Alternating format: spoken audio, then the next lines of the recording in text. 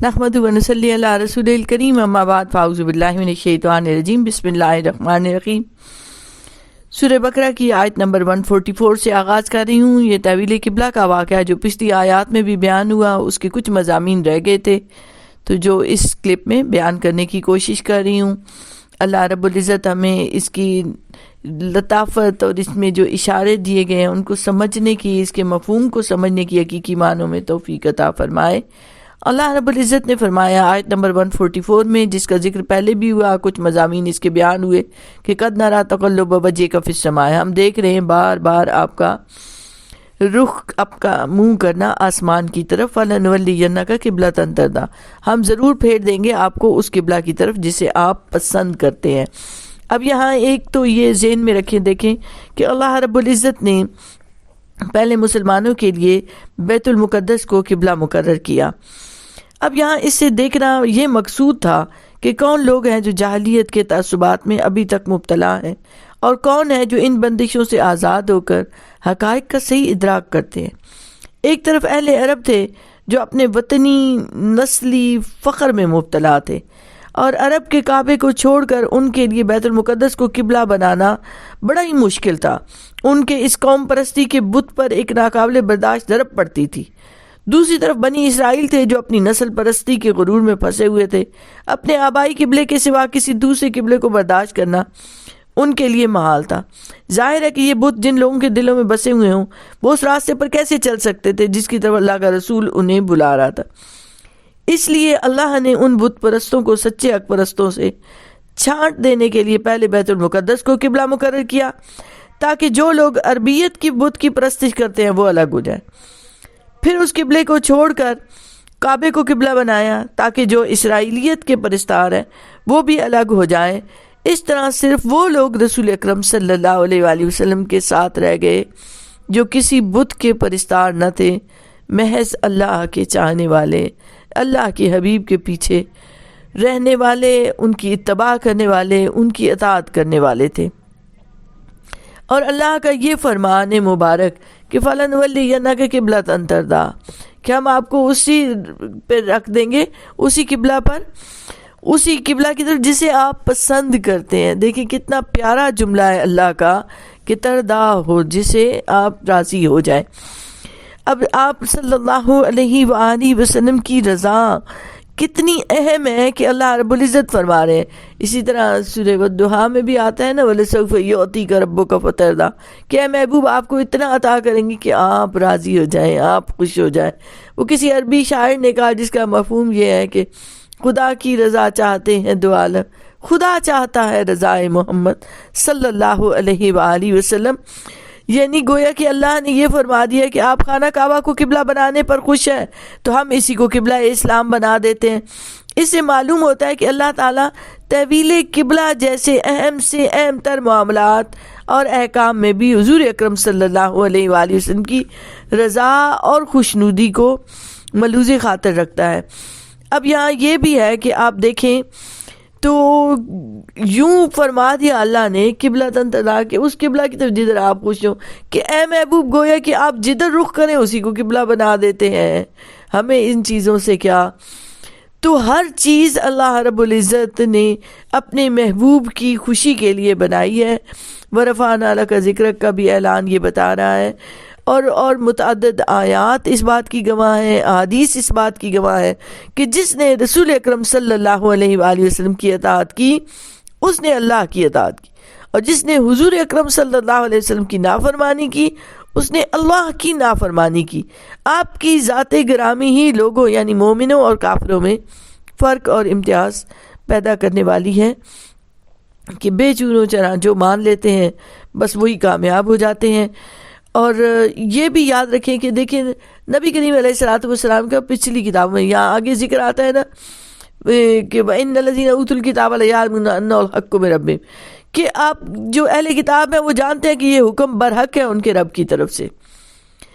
تو اسی آیت مبارکہ میں جس کا آغاز ہوا تھا فَلَنُوَلِّيَنَّكَ قَدْ نَرَىٰ تَقَلُّبَ وَجْهِكَ فِي السَّمَاءِ فَلَنُوَلِّيَنَّكَ قِبْلَةً تَرْضَىٰ، کہ آپ اپنا رخ اس طرف کر لیں جسے آپ پسند کرتے ہیں۔ اس کے بعد ارشاد ہوا فَوَلِّ وَجْهَكَ شَطْرَ الْمَسْجِدِ الْحَرَامِ، اب پھیر لو اپنا چہرہ مسجد الحرام کی طرف. محبوب آپ نے چہرے انور کو اوپر اٹھا دیا, ہم نے قبلہ بدل دیا.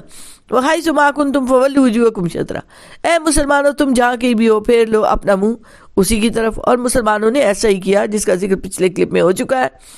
اس کے بعد فرمایا کہ وَإِنَّ الَّذِينَ أُوتُوا الْكِتَابَ لَيَعْلَمُونَ أَنَّهُ الْحَقُّ مِن رَّبِّهِمْ, بے شک جنہیں کتاب دی گئی وہ جانتے ہیں کہ یہ حق ہے ان کے رب کی طرف سے.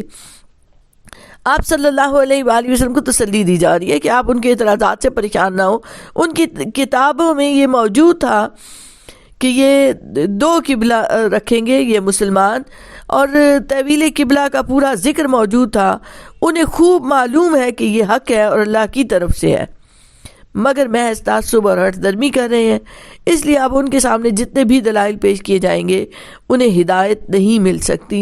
وَمَا اللَّهُ بِغَافِلٍ عَمَّا يَعْمَلُونَ, اور نہیں ہے اللہ تعالیٰ بے خبر ان کاموں سے جو وہ کرتے ہیں. اب اس کے بعد فرمایا جا رہا ہے وَلَئِنْ آتَيْتَ الَّذِينَ أُوتُوا الْكِتَابَ بِكُلِّ آيَاتٍ مَا تَبِعُوا قِبْلَتَكَ, اور اگر آپ لے آئیں اہل کتاب کے پاس ہر ایک دلیل پھر بھی نہیں پیروی کریں گے آپ کے قبلہ کی. وَمَا أَنْتَ بِتَابِعٍ قِبْلَتَهُمْ, اور نہ ہی آپ پیروی کرنے والے ہیں ان کے قبلہ کی. وما بعضهم بتابع قبلۃ بعض, اور نہ وہ ایک دوسرے کے قبلہ کو ماننے والے ہیں. وَلَئِنِ اتَّبَعْتَ أَهْوَاءَهُم مِّن بَعْدِ مَا جَاءَكَ مِنَ الْعِلْمِ, اور اب یہاں اگر بفرض محال آپ پیروی کریں ان کی خواہشوں کی اس کے بعد کہ آپ کے پاس آ چکا ہے علم, إِنَّكَ إِذًا لَّمِنَ الظَّالِمِينَ, تو یقیناً آپ اس وقت ظالموں میں شمار ہو جائیں گے. اس آیت مبارکہ میں بظاہر خطاب تو نبی کریم علیہ السلام کو ہے, لیکن مراد امت ہے, کیونکہ امت سے تو اپنے نفس کی خواہشات کی تابعداری ممکن ہے, لیکن نبی کریم علیہ السلام کی ذات مبارکہ وہ جو معصوم ہیں, وہ جو صغیرہ سے بھی معصوم ہیں, ان سے ناممکن ہے کہ کوئی ایسا جرم سرزد ہو. ان کی تو ذات مبارکہ ہی اللہ نے فرما دیا وَإِنَّكَ لَعَلَىٰ خُلُقٍ عَظِيمٍ, اخلاق ہے تو وہ عظیم ہے. سیرت مبارکہ تو وہ ہے لَقَدْ كَانَ لَكُمْ فِي رَسُولِ اللَّهِ أُسْوَةٌ حَسَنَةٌ, تمہارے لیے رسول پاک صلی اللہ علیہ وسلم کی زندگی بہترین نمونہ ہے. تو اس لیے یہ ہو ہی نہیں سکتا نبی کریم علیہ السلام کی طرف اس کی نسبت ہو. بظاہر خطاب حضور سے ہے, مگر در حقیقت امت کو یہ بتایا جا رہا ہے, ان کو سمجھایا جا رہا ہے کہ کبھی بھی ایسی غلطی نہ کرنا, اپنی خواہشوں کی پیروی نہ کرنا. اب تمہارے پاس حضور آ گئے, کتاب آ گئی, اللہ کا علم آ گیا ہے, اور اگر تم اس کے بعد بھی کرو گے تو پھر دیکھیں جرم بڑا ہو جاتا ہے, پھر وہ معمولی نہیں رہتا کہ اللہ نے اتنی فضیلت بھی دی, اتنا بڑا منصب بھی دیا, تو اب ذمہ داری بھی بڑی ہے. تو اب ذمہ داری اور اس کے تقاضوں کو سمجھنا ہے اور ان کو پورا کرنا ہے. یہ نہ ہو کہ ہم سے کوتاہی ہو جائے اور پھر اللہ رب العزت ناراض ہو جائے. پچھلی آیات مبارکہ میں دیکھیں شہادت کے لیے بھی کہا گیا, تو اب امت کو تمام دنیا کے لیے بھی وہ زندہ شہادت بننا چاہیے. اس کی زندگی, اس کا قول, اس کا عمل بڑھتا ہو. دیکھیں ایک مسلمان بھی کہیں چلا جائے تو وہ ایک مسلمان نہیں ہے, وہ نمائندہ ہے اس پوری تہذیب کا, اسلامی تہذیب کا. پھر دنیا کو اس کو دیکھ کر معلوم ہو سکتا ہے کہ ایفائے عہد کیا چیز ہے, امانت داری کیا چیز ہے, صدق کیا چیز ہے, صفائے قلب کیا چیز ہے, مخلوق خدا سے محبت کیا معنی رکھتا ہے. آج جو بھی کوئی کسی کے کام آتا ہے تو کوئی نہ کوئی غرض اس کے اندر ہوتی ہے. تو اللہ نے اتنا بڑا منصب دیا, اتنی بڑی ذمہ داری دی ہے. اس منصب کا تقاضا یہ ہے کہ ہمارا عمل اس کی گواہی دیتا ہو, ہماری زندگی اس کی گواہی دیتی ہو, ہماری قول, فعل, عمل, اٹھنا بیٹھنا, سونا جاگنا اس تہذیب کی عکاسی کرتا ہو. لوگوں کو دیکھ کر پتہ چلے کہ اسلام ہے کیا, عدالت کیسی ہوتی ہے, حق پرستی کیسی ہوتی ہے, عدل اور انصاف کیسا ہوتا ہے. اگر ہم اس میں کوتاہی کرتے ہیں تو اللہ کے ہاں ہماری پکڑ ہوگی. تو جتنی گمراہیاں اور جتنے ظلم پھیلے ہوئے ہیں, ہمیں چاہیے کہ ہم ان کو روکنے کے لیے اپنا رول ادا کریں, ورنہ ہم سے پوچھا جائے گا کہ جب دنیا میں معصیت, ظلم اور گمراہی کا یہ طوفان بپا تھا تو تم کہاں رہتے, تمہارے یہ ذمہ داری تھی تو تم نے اپنی ذمہ داری کو کیوں نہیں نبھایا. پھر اس وقت ہم سے پوچھا جائے گا.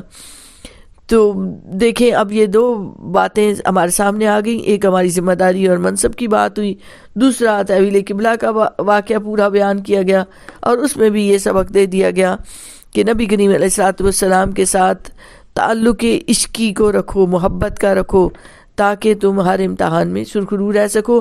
وہ بھی صحابہ اس لیے کامیاب ہوئے کہ وہ انہوں نے اللہ کے حکم کو سمجھا اور اسی طریقے سے وہ پورا اترے۔ اب یہاں یہ بھی بتا دیا کہ سفر میں ہو یا کہیں بھی ہو تو رخ اپنا ادھر ہی کرو، خانہ کعبہ کی طرف، یہی تمہارا قبلہ مقرر کر دیا گیا ہے اور اب کوئی اور قبلہ نہیں ہو سکتا۔ ایک اور معنوں میں بھی یہ دیکھیں تو قبلہ ایک احترام کی بھی اس جگہ کو کہتے ہیں۔ صوفیاء جو ہیں، بزرگ جو ہیں، وہ جیسے اپنے والدین کو بھی کہا کرتے تھے، ان کو بھی مخاطب کرتے ہوئے والد کو بھی کہ قبلہ والد صاحب کی یہ بات، اس کا مطلب یہ ہے کہ وہ جو بہت محترم ہستی ہوتی ہے اس کے لیے بھی یہ لفظ استعمال کیا جاتا ہے۔ بزرگوں سے چلا آ رہا ہے تو اس میں کوئی حرج نہیں ہوتا۔ اللہ رب العزت ہمیں دین کو سمجھنے اور اس پر عمل کرنے کی توفیق مرحمت فرمائے۔ بہت شکریہ۔ وما علینا الا البلاغ۔